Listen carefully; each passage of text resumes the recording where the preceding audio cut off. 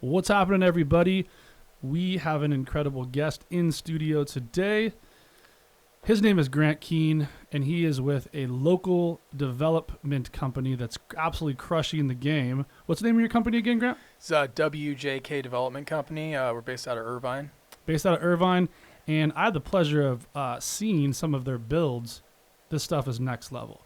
But before we get into that, I want you guys to kind of know who Grant is, where he's from, what he's about, and how your backstory really plays a huge part of who you are and kind of who you become as a business owner. So Grant, just kind of give him a backstory of, maybe from like 10 to 20, what kind of that looked like, and then how everything shifted for you and why you even found real estate.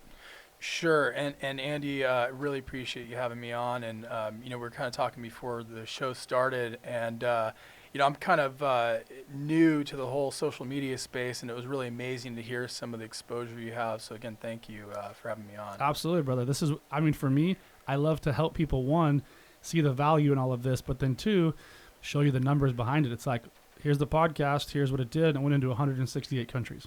Yeah, it's amazing. It's absolutely incredible. So quick background on myself. I'm a SoCal, Orange County native, born and bred. I grew up in kind of a I'd say, normal, traditional real estate path. A lot of these OC guys, they're kind of pedigree guys. They're born and bred into it. I wasn't. My dad's a teacher.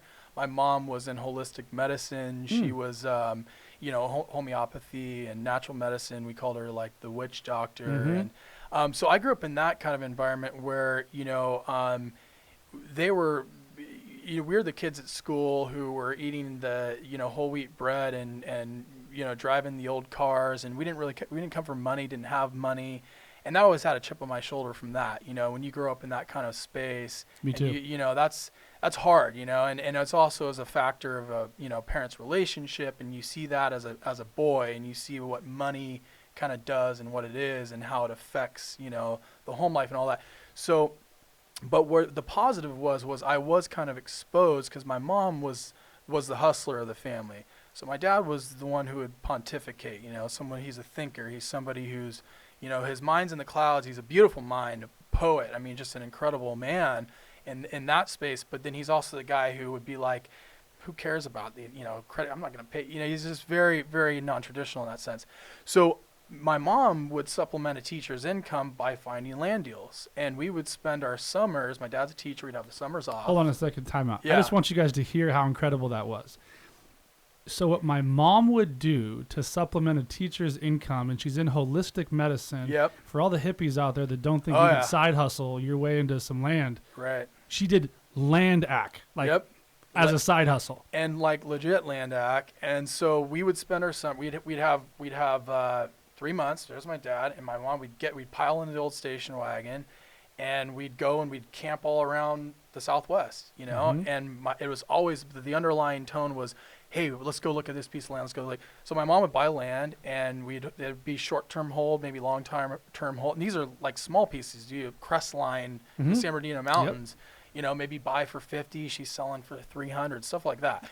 So I'm seeing that, right? And that kind of instilled it. And then also, I've always kind of had maybe more of a knack for the construction aspect of the business. We grew up in a neighborhood that was the guy across the street's, a superintendent, right? Mm-hmm. The other guy's a welder. When you grow up around that, and I was always into like racing moto and that kind of stuff. And so that whole scene was kind of blue collar. And I had a mind for that. But at the same time, then I get into high school. I went to Soro, which was, Jason Dakota. It was more kind of, now my eyes are open to real money and how they make money, and now it's maybe more traditional. I'm seeing that. Anyway, so, I'm a 3-sport athlete in high school, go to college. I went to Orange Coast for 2 years, played football and volleyball there, transferred to UCI, graduated with honors from UC Irvine. And then after that, I was putting myself through school, through UCI, flipping dirt bikes and building motorcycles and stuff like that. And so I had that drive, that kind of entrepreneurial, just kind of hustle. And, I think the root of that's just, it's out of necessity, right? So For sure. It's like, hey, I got books, I got tuition, how am I going to make this happen? And so that's how I made it happen. And then I saw the writing on the wall. I'm going, look, I've got the skill set. I've got the mind and the drive to really make real money. And I've got this background in understanding that real estate's maybe, the path. And so, about a year after school, I hooked up with just through networking, through buddies that I'd stayed in contact with who, had grown up in that space, maybe had more of those kind of money type early relationships. And I hooked up with a group out of Laguna Beach, Dornan Investment Group, Chris Marcella Dornan, who are excellent operators in the multifamily and the multi-tenant office value add space. And so here I was, 23, 24 years old, exposed to real institutional level type deals.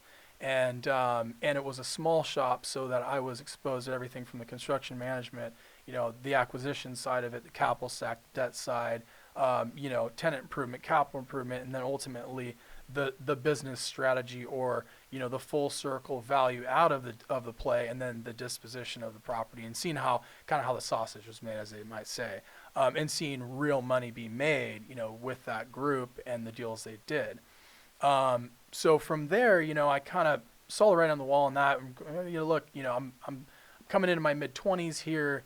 This is more of an operational role. I want to make the real money. And so what I did was I started reaching out to some buddies that were in the space, and I saw a good friend of mine from high school, Sean Calcagni, who had partnered with Bobby Kashani, and these are two of my current partners right now. Originally they were doing hard money deals. They were, lending money to flippers, and they started saying, man, these flippers are making money.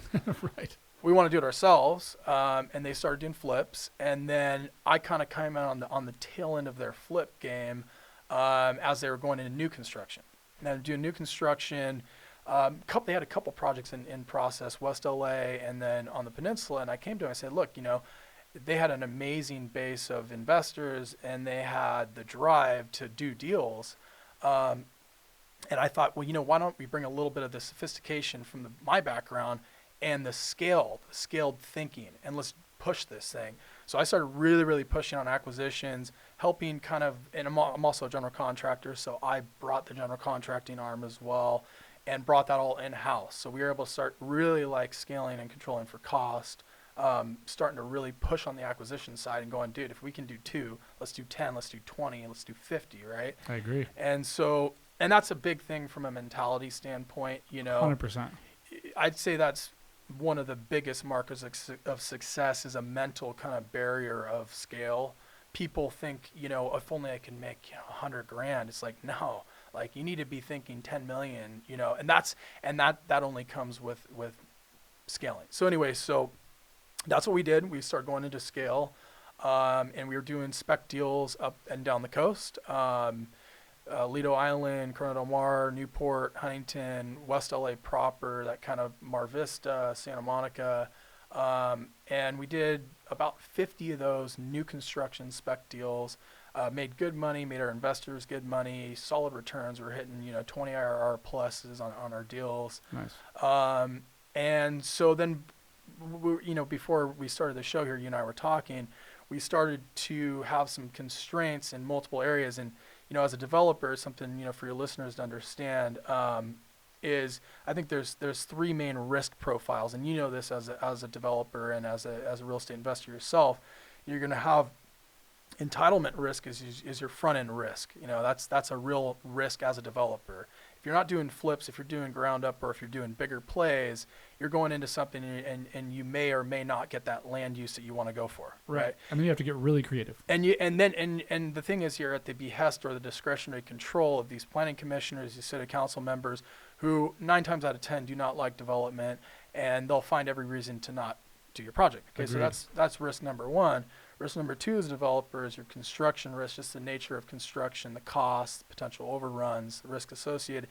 And then your third risk is your market risk, right? So we were dealing with something where we were starting to see market level risk as in the buy, and this is about 2.5 years ago. Everybody and their mother sees all these builders coming in, these developers coming in, buying up everything on the street. I literally did in West LA 7 deals on one street. So every time there was I did my first deal, and then I'm getting neighbors walking their dog. Hey, look, this is what we're doing. We paid your neighbor $1 million. Would you be willing? That's how this game works, and Right. people miss that part. People miss that part because they get caught up in the world of Redfin and they think they're going to find deals sitting there on the internet. That's not how you get deals. The streets will always win. Yeah. See, you get deals. 100%. That's how it's done. And so, in the good was we got a lot of deals. The bad was, now you're at a kind of a microcosm of, let's say, a submarket like West LA. Now you've got the Tommy Beatles, which is like Thomas James Capital, coming in, and they're bringing institutional level capital. Now, a lot of dough. Right, and you're familiar with that space and those guys. And now it's like the drive on the buy side's going up. So now we're going, okay, can we hit? We were hitting 2 million. We were making our 20 to our investors. God, we got to hit 2.2 to. Do we have confidence in the market? So it's kind of that play where buy's going up. So that's a risk there. Second risk was now we're seeing city level, entitlement level issues, as in mansionization ordinance, et cetera, things that are truncating your ability to build. Essentially, the mansionization ordinance took us where we could have 60% of our lot down to 45, right? So now we're going, it's costing us more to buy, it's costing us more to build. That's just the nature of the cycle. And now we're building less, and now we don't have confidence on the exit. So anyway, what that drove us into was a new product type, and I know we spoke about this before, which is small lot subdivisions. We got really heavy into the acquisition mode with that, and I ended up buying with my partners, Bobby and Sean, over 100 combined in total homes. And these were deals where we did assemblages where we'd say, I'd send out mailers, I'd have call campaigns, door knock campaigns. Yep. I mean, just nitty gritty getting after it. I'd have one guy call me, and I know Nick, who's in the room with us, he was part of some of these campaigns where, we get one guy to call us and go, how well do you know your neighbor right and left? Can you help facilitate that conversation, and we can pay you a premium, right? Because there's a premium to a developer and an assemblage. That's called a land lift. That's essentially where you're taking, multiple pieces of land, you're putting them together. So we did that many times over. And that's currently where we're at, as well as builders and developers. We're building out probably half of that portfolio, and I'm carrying that as a general contractor in house, and we're building them, and that's a very complicated and expensive and time consuming product type for those of you who are listening and thinking about going into that. And that's something I'd be more than happy to talk to you about outside of this. But so you've got that in one. And then on the other side, we're also taking a lot of these to other builders who maybe have more capacity for some of the bigger deals, and we're in a great spot because of our land lift, et cetera. So, no, it's smart. Yeah. So he just hit you guys with a ton of information and a ton of gems, and he basically laid out the blueprint of how you can go from maybe flipper to developer, and then how that looks. But it started when his mom was showing him that there's a lot of upside in land when he was a kid. And so there's so much that you can learn when you're a kid that can translate into your business world. And it basically happened to you. You're like, okay, I'm in my early 20s, and you're getting to walk the block with someone like the best in the business. Yep. And you get to cut your teeth. And then you get to find out what you're good at. And then you lean into those. You're like, okay, I'm really good at the GC side. I'm really good at the ACT side. And it sounds like you're really good at getting in the streets like I was and grinding out those deals and those neighbors. Yep. I do the same thing now using social media. Mm-hmm. I literally can knock on doors digitally. And then so when I do go into there and knock on this, it's like, hey, I saw you on Facebook. And it's like, hey, yeah, well, I actually do this. It's not like I talk about it. I mean, I do this. So it's a huge piece that we actually teach to a lot of our clients is get into the streets, go talk to neighbors. Because if you're building and you're disrupting the neighborhood, let's just call it what it is, people are going to come knocking. They're all the nosy neighbors that call the city that burn you. Those might be your potential new clients. Absolutely. So I talk to everybody, especially we do a lot, and we've slowly kind of moved from this in these historical areas, like all through Pasadena and certain areas, because no one wants to touch them. Mm-hmm. So we go in there and we touch them because nobody else wants to. But I've learned to sit down with these historical boards and get really friendly with them. Smart. I give them their coffee and donuts, and I'm like, hey, I'm not the evil bad developer that's going to come in and ruin everything. Like, what do you guys want? We've had 2 deals given to us by the city. That's amazing. But that's based on those relationships and building those things over time. And you hit a lot of incredible points that a lot of people don't look at. Like the entitlement process, it's a risk. Maybe you don't get what you want because that particular person who's doing the planning had a bad day. Like it's literally that easy. It's discretionary. It's 100% discretionary. And we've learned over the past just over 10 years what cities we love and what cities we hate, solely based on who has tenure at that desk. That's an excellent point. Right. So and I would, to expound upon that, I think that's something that's very, very important as an investor, even if it's something small, get good at the areas that and if you got a good thing, keep it going. That's a very, very important point. Also, I'd like to add back to the kind of the political or that aspect.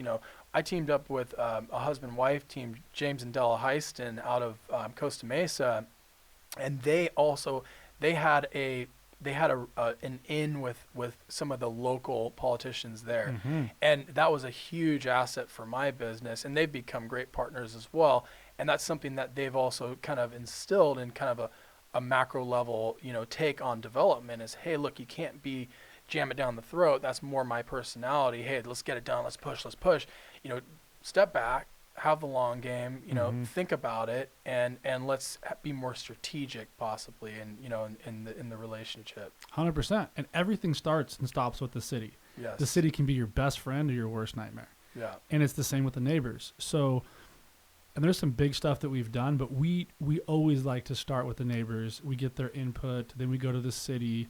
We're really involved with that process because they hold so much power. Yes. There's been some deals that have gone sideways because now we're fully in, we're building, we're past development. We're all in, and then somebody gets annoyed and they're the ones who are in charge of everything with fire and building and safety.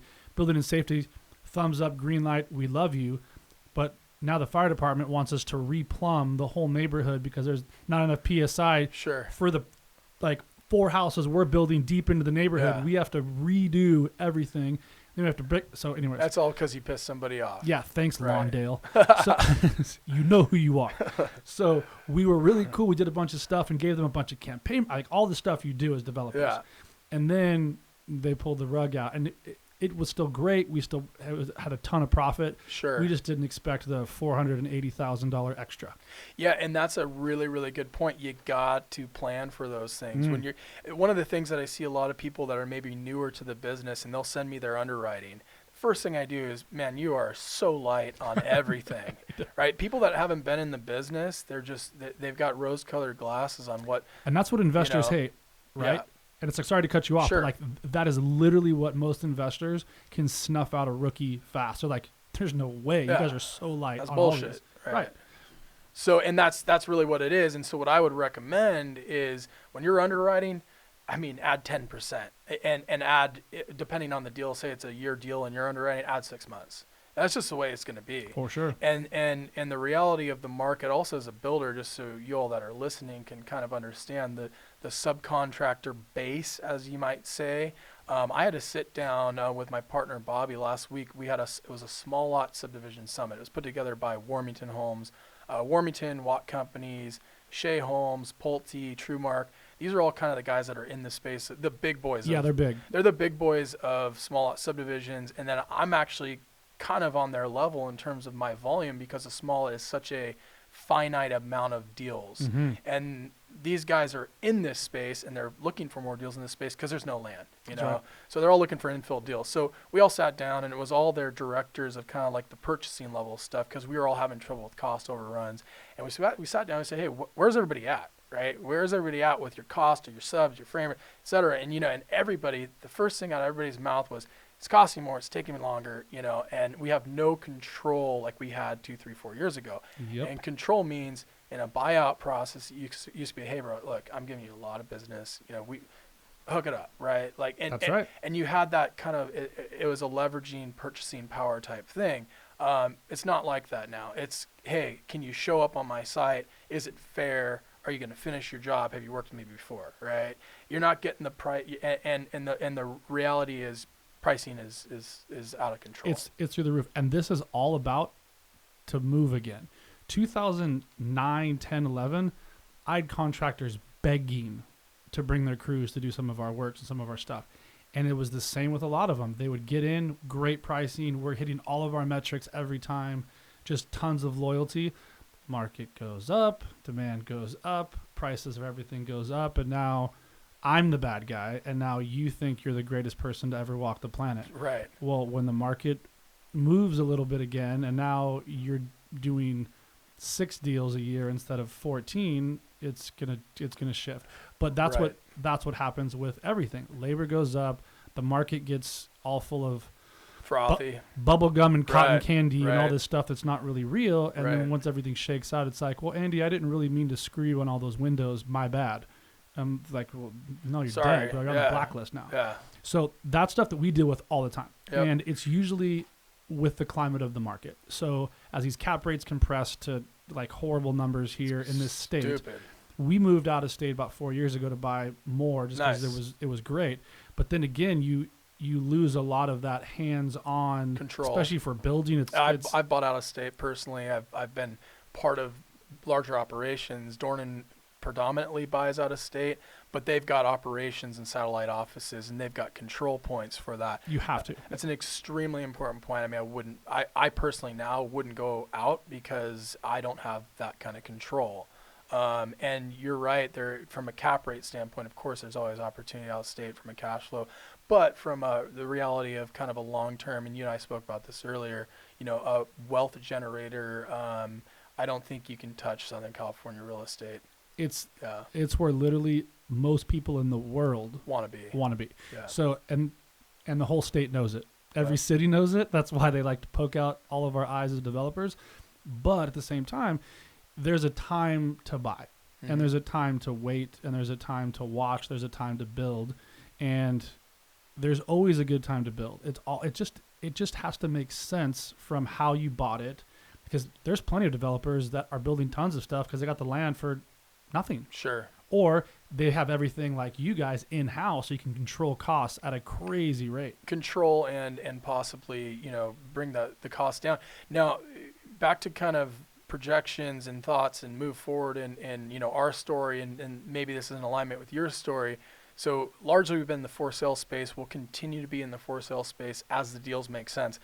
I'm not chasing deals in the for sale space. I'm not my active, we talk about being in the nitty gritty, hitting the streets and acquisitions.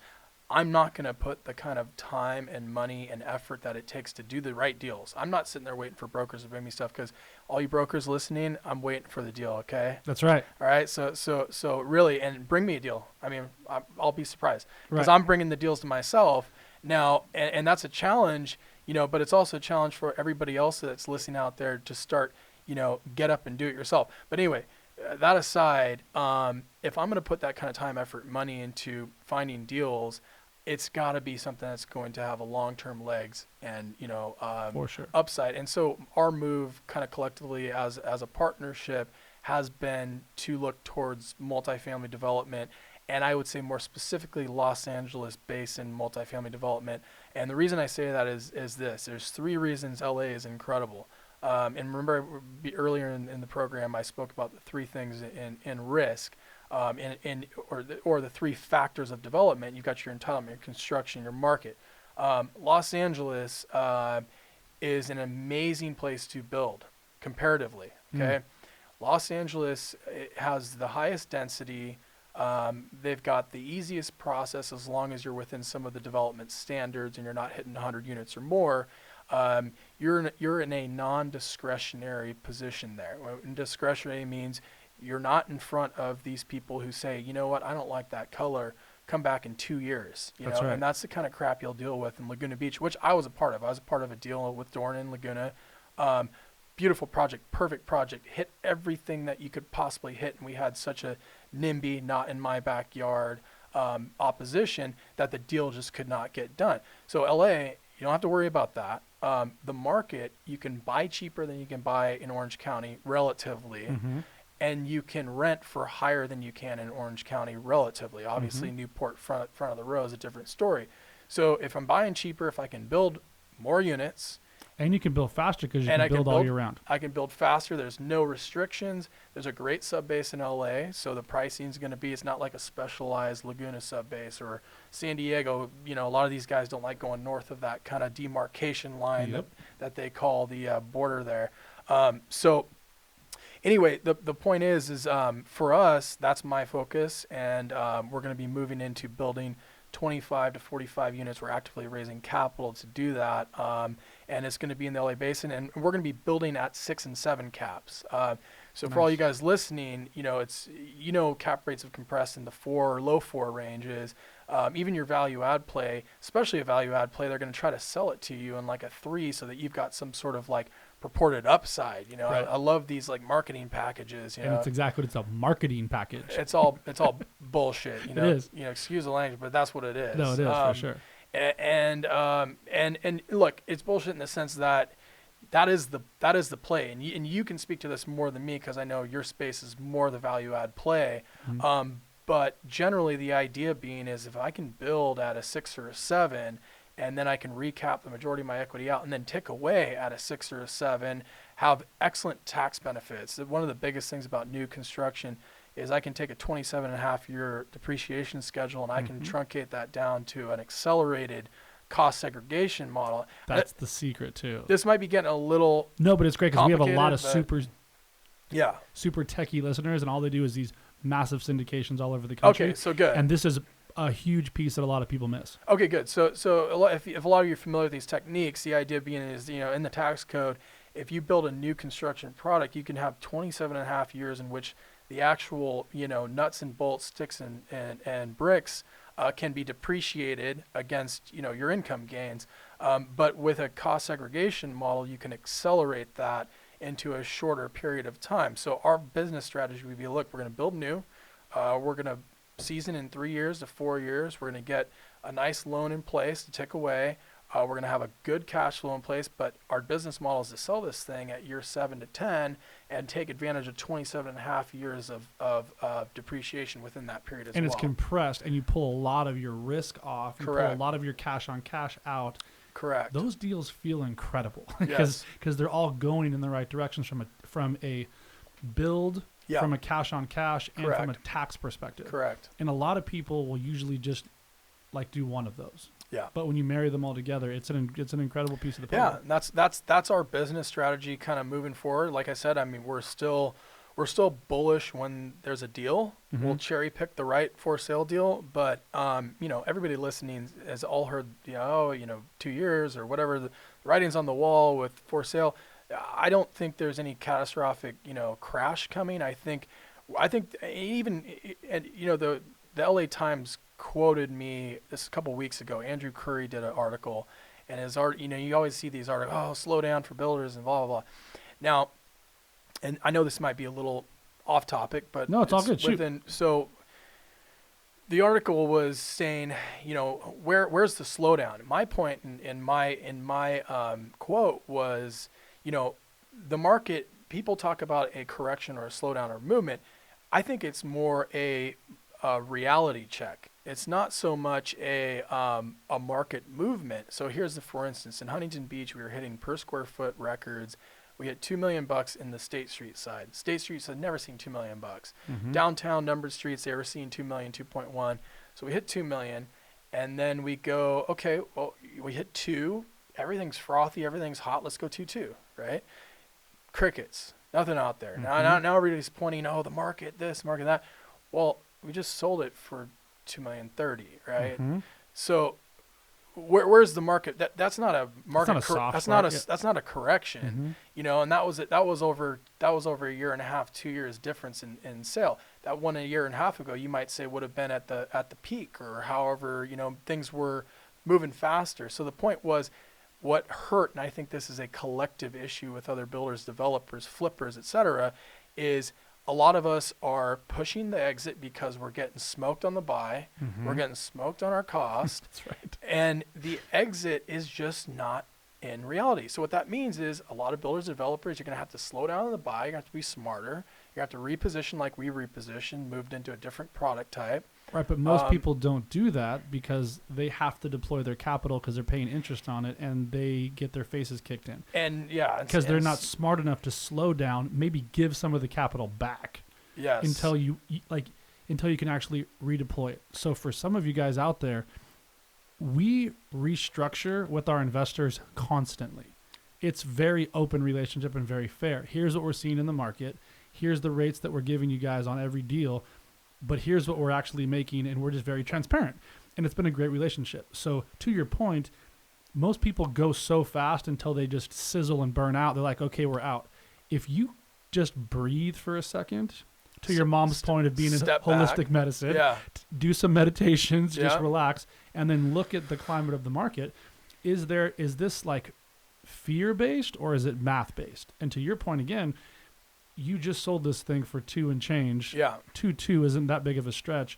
People are having a emotional reaction to the market, not a factual reaction. Correct. And emotion and look, in the end, we're human beings and we're emotion driven in any and every decision that we pretty much make, right? 100%. So that's an interesting point. And back to the capital side of it, I mean, a lot of these fund structures, if you guys are investors and you're listening, if you're getting plugged into like a high level institutional level fund, their whole thinking is to deploy, and they don't care. I mean, they're thinking deploy, push, fees, asset management. You got to feed the market. Yeah, and what's happening is they're doing a lot of bad deals. So when you got a smaller shop like myself, like your shop, relatively smaller shops, we're in a position where we have the discretion ourselves to go, look, we're going to step back. We need to be strategic because these are relationships, and this is money that we take very, very seriously. And I know it's my money, and of course, and my money is also, and my partner's money. That's right. All of our money's in our deals. That's right. And this is something that we take extremely seriously. And when we're doing that, we need to make our smart, strategic decision with the capital. So that's something for you guys to think about. And just always realize when you got a ticking time bomb of capital above your head, you're going to deploy it. And we're not in that position. We're in a position where we make smart moves and we deploy capital when we get the right deal. And we're the same way. We literally pass on 99.999% of our deals because we do cherry pick and we do have that amazing luxury. At the same time, sometimes we take advantage of those pressures from those bigger houses that have to keep those projections for Wall Street. So they have to keep those numbers up, and we'll just wholesale them deals because they need to keep feeding the beast. And I'm in that position right now. I'm not going to name names, but I've got a few deals that it's the best. Yeah, it's great. And it's fun, and it builds that relationship. And then it's those things where we started like a wholesale firm solely based because we didn't have enough capital to close all the deals we were getting. Nice. And it turned into this whole other machine like 9 years ago. Nice. So it's like there's a lot out there for everybody to win. And then you get to really take down the ones that make the most sense for you and your family and your investors and your partners. And for me, that's the beauty in staying small. There's been lots of talks to go big. It just becomes more stressful. Absolutely. So yeah, and I think we hit on a lot of those points. I don't know if there was, I'm not too familiar with the podcast kind of structure, but I mean, if you wanted to pivot or into any other. Yeah, sure. So what we'll do is this is how we'll kind of close it is how do you think, being really into motocross and being into racing and being like an athlete, how that's helped you in this phase in your life and business? Yeah, that's a great question. And so I think the root of success is really being consistent. It's something that I saw, I also play guitar and I'm from a family of musicians too, but you see so many people that they get excited about something, whether it's a sport when they're young or whether it's an instrument for a while or whatever it may be. And what I've noticed is the reason I've been good at a lot of these things is because I want to be good at it. I obsess about it, and just to everybody listening, I think the takeaway from that is, in your life, you're going to have a chance to do something with your life, right? And the point is, take advantage of your life, and when you're doing something that you enjoy, love what you're doing, you have to see an end kind of goal. Like if I'm learning guitar, it's like, I love this song, I'm going to learn it, and I'm going to learn exactly how it was. And you just translate that, in sports, I played 3 sports in high school, I played 2 in college. sure, I had some of the natural physical attributes and the abilities that, I was born with, but I also took it so seriously. I would sit there in my car. I remember thinking about this, thinking back, and I listened to Lance Armstrong. And by the way, Lance Armstrong's a fucking badass. He is a beast. I just want everybody to know that. Beast. I don't care what anybody says about drugs. He's Me a either. fucking badass, all right? Yep. So I would listen to him, and I would listen to his mentality. And I was playing a sport that's totally different, right? But the mentality is what mattered. It's the mindset it's everything in every sport. It's the same. It's a grind. It's a focus. The guy would sit there and he would sleep in a hyperbaric chamber with his wife, and they almost suffocated because it's made for one. I mean, it's a dedication. And even in my own life, if you look at like kind of how I focus on my schedule and all that, I'm up at 4:30 every morning. One cup of coffee, and then I'm on the road. I'm hitting LA. I live in Coto Casa, South Orange County. I'm hitting LA. I'm hitting the Valley. I'm hitting downtown. I'm hitting Hollywood. I'm back in Huntington, by 1:30. It's just, and I haven't eaten all day. And by the way, I'm not telling anybody if you got your own, health concerns or whatever, but for me, stay hungry, literally. And that means you don't eat. When you eat a nice big heavy lunch at 12 o'clock, your day's done. For me, like I'll do that on a Sunday when I've earned that, and that's a big thing with people. You have to earn stuff in life. Earn your freaking food. Dude, I could not agree with you more, brother. And you hit like again some incredible points, and that's the thing. It's like you have to stay hungry. Yeah. I don't care if it's financial or physically. Stay hungry. You ask all these guys that roll around with me, and we're going from deal to deal and project and this and that and meeting and podcast.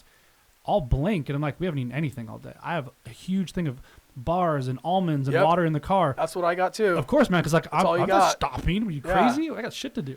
Give up 2 hours of my day? Not a chance on earth. Because like you, I'm up at the crack of dawn, and my whole day is scheduled. I do every single day. I do a 10-minute meditation. I sit in gratitude for 5 minutes. I get my coffee. I work out, have something green, play with my kids, and I'm out the door. Like, and repeat over and over and over again. And it's those things that I learned as a kid and being an athlete like you that really helped. One thing about like cyclists and motocross, when you're used to suffering for long periods of time physically, it does something to your brain. Like you're like, it's going to hurt for 6 hours. Big deal. And it's a mentality that's huge. And I actually read an article that, Wall Street's going after Olympians because these guys that know how to do that. But, like anecdotally on that, I still race cross country, mountain bikes, and I'm 6'3", 225 pounds. I am not your prototypical climber. And I actually did a ride a couple weekends ago. It's called, what is it? The A1 ride after Moto does their A1, and then all like the ex-pros come out, Osho, Johnny O'Mara, Jeff Ward, all these old school guys, and then all the current pros, Marvin Muskin and, Cooper Webb, all the guys that are winning, and everybody comes to ride, and there's about 500 guys. So we start off the ride, and everybody's cruising, and, and then it gets faster, and there's like a top 50 group. So I'm in that group. I'm like, all right, now it's getting fast. And you can see people that are like maybe fitter, but now it's starting to hurt, right?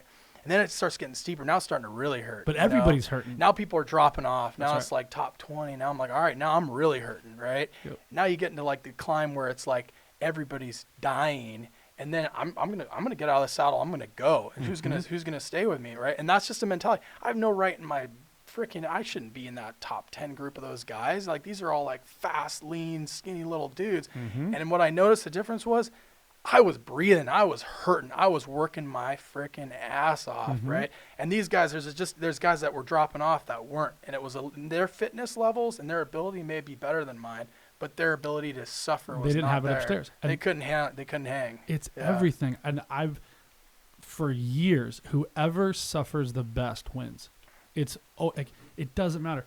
There's plenty of people that were twice as strong as me, twice as strong. I was never going to quit. I was either going to die from a heart attack or dope. I was going to win.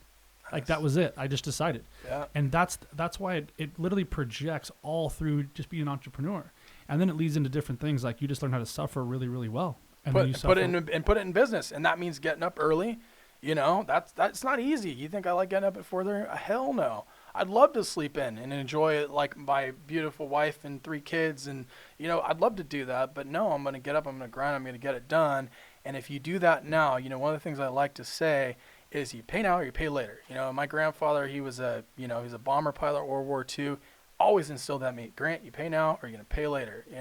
You pay now, as in you take care of yourself. You do the school. I mean, even if you're not a good student, but if you're consistent, young, that means you worked hard young. You didn't sit around and smoke weed and, go out and party, whatever. And if you're consistent when you're young, that's going to pay you dividends when you're older. Because the last thing you want to be is be older and be in a position where you have to work.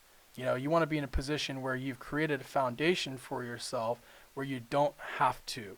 You do what you enjoy when you're older. And that's the root of it, So and you it's pay simple. now, you pay later. And it's a very simple thing. So please write that down if you haven't written down already.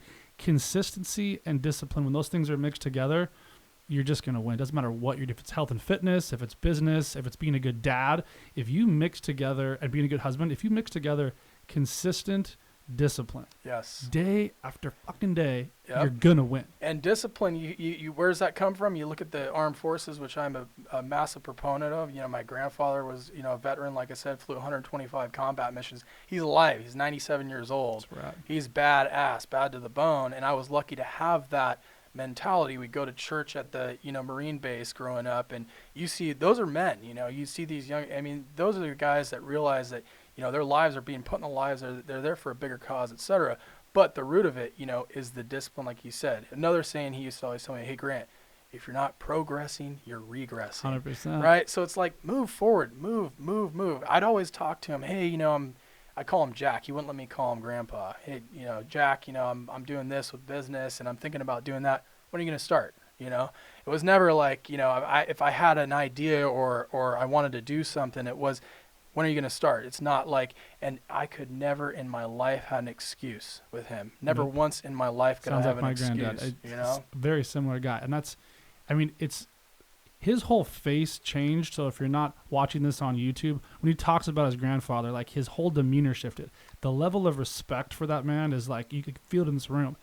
That's what I'm trying to build for my kids. That's why these podcasts are so important to me. That's why putting out this message on all this stuff with digital, because it's going to live on for 1,000 years when I'm gone.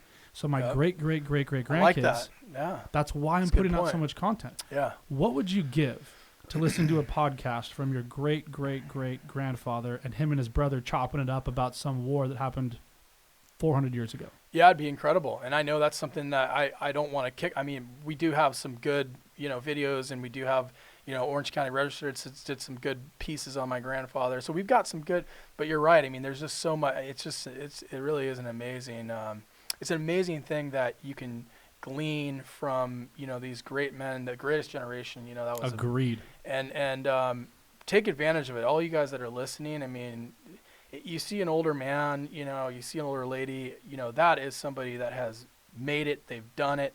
They have so much to offer, and then in other cultures, the elders are so highly respected, and there's a reason why, because there's wisdom. The reps, they put in the time. Take advantage of that wisdom. I remember being a younger man. I was probably 19, 20, and this older man sitting by himself, and I just sat down. I made a habit of that at that age. If I saw an older, lonely person, I'd sit down and have lunch with them. I just talked to them, And the takeaway, they were so grateful, and it was always something that I would glean from it, And I also did this as kind of anecdotal, it's kind of off, but I also did that with, transients, so homeless people. Mm-hmm. I would take the time to hear their story. A lot of it was bullshit, but a lot of it, there was truth, there was wisdom, there was, hey, don't do this. This is why I was there. And, this is the things that I did kind of on my own in my late teens, early 20s, as you're really in that spot of trying to figure out the world. And, sure.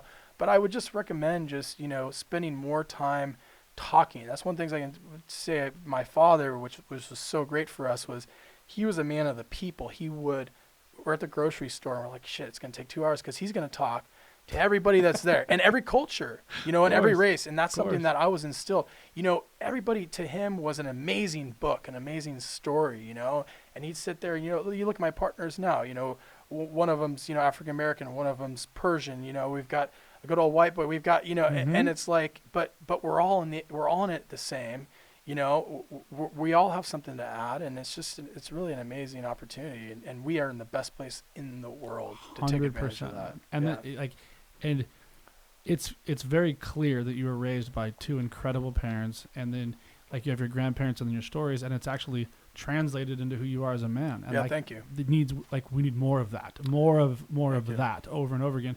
And when you speak to somebody who's just sitting there and they're older, or you speak to a homeless person, you gain perspective on where you're at, where you're going, where you could go. So, man, I mean, could literally sit here all day long and chop it up, because we got a whole lot of similarities in us, and it's been awesome to get to know you better.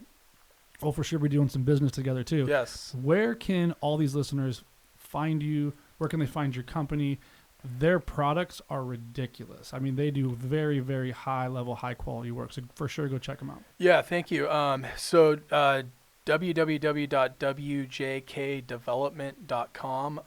That's our website. That it's good, kind of representative of the level of fit and finish and level of detail that we bring to the market. It doesn't show some of our multifamily product yet, but it will show, some of our small lot stuff. It'll show a ton of our coastal entry-level luxury spec, our 2 to 5 million stuff that we've done, and you guys can salivate on the picture. I mean, it's just beautiful stuff. I've also got an investors tab. You can get a feel for some of our track record. And then, absolutely feel free to shoot me an email anytime you want, grant@wjkdevelopment.com. If you got any questions, we're always looking, for capital for our deals, and we're always looking to help. I'm more than happy to spend some time on the phone. If you've got questions, if you're, nascent to the development, flip, whatever game it is, I'm more than happy to spend some time with you. Grant, thank you so much, brother. And he's a man of his word. If you guys have questions, reach out. Yeah. Grant will get it handled. Thanks. All right, brother, man. Thank you again for your time.